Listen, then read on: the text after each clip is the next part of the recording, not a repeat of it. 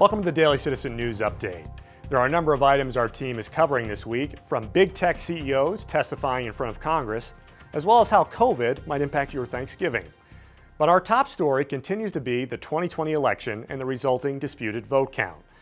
Both the Biden and Trump campaigns have ongoing lawsuits in multiple states, including Pennsylvania, Georgia, and Nevada. Within the last 24 hours, President Trump's legal team, headed by former New York City Mayor Rudy Giuliani, held a press conference outlining their case regarding election fraud.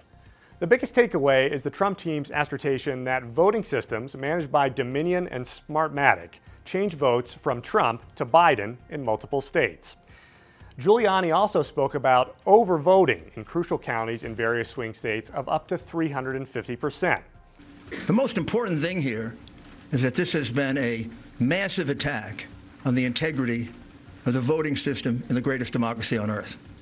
The people who did this have committed one of the worst crimes that I've ever seen or observed. As with all lawsuits involving the election, time will eventually reveal whether or not there is enough evidence to overturn results as they currently stand.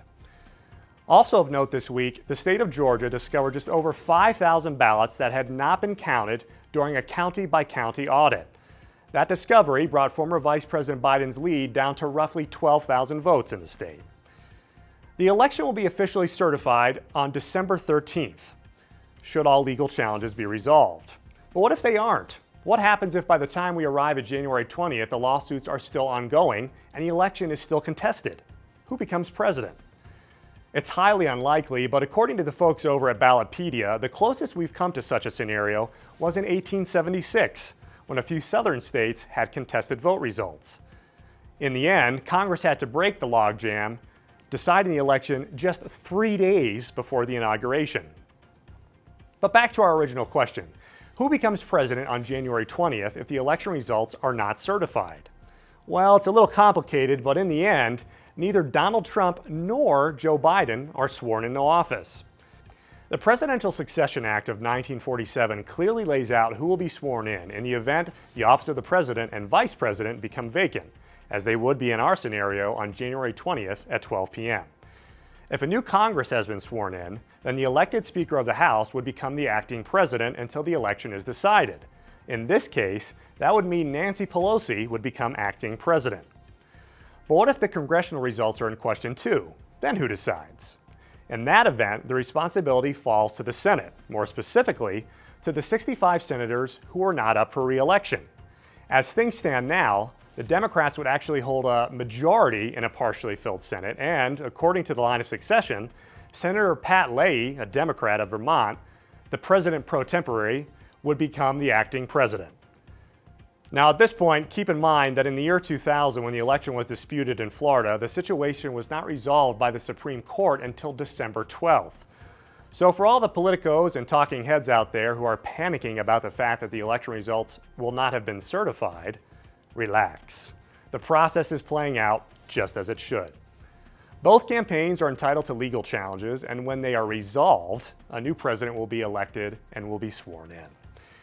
Our team has been covering legal challenges, vote counts, and breaking news from contested states across the country, and you can get up-to-the-minute information by visiting thedailycitizen.org. Finally this week, with Thanksgiving just around the corner and COVID cases beginning to spike around the country, many are wondering whether it's safe to get together with family and loved ones over the holidays. In a year where we need reasons to celebrate, what will Thanksgiving and Christmas look like? With more on that story, Brittany Raymer. That's right, Michael. This year, Thanksgiving and Christmas are probably going to look a little different. Instead of big family gatherings, the CDC has given Americans strict guidelines about what we should and should not do.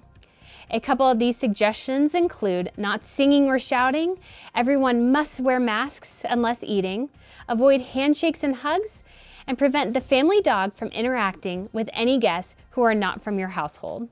For anyone who owns a dog, you know that's a pretty difficult task. Certain states like California, Michigan, New York, Oregon, and Washington State have all but canceled Thanksgiving altogether. When it comes to Christmas, Jake Tapper of CNN recently stated in an interview with Dr. Anthony Fauci that, quote, Christmas is not going to be possible, unquote.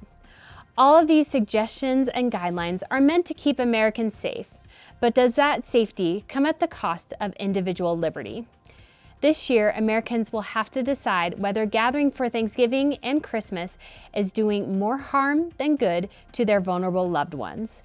But when it comes to Christmas, COVID or not, Christians will still celebrate the real reason for the season, which is the celebration of the birth of Jesus Christ. Those are the top stories we're covering this week. Be sure to visit thedailycitizen.org for the latest breaking news and updates involving the 2020 election. We'll see you next time, and we hope you have a great Thanksgiving.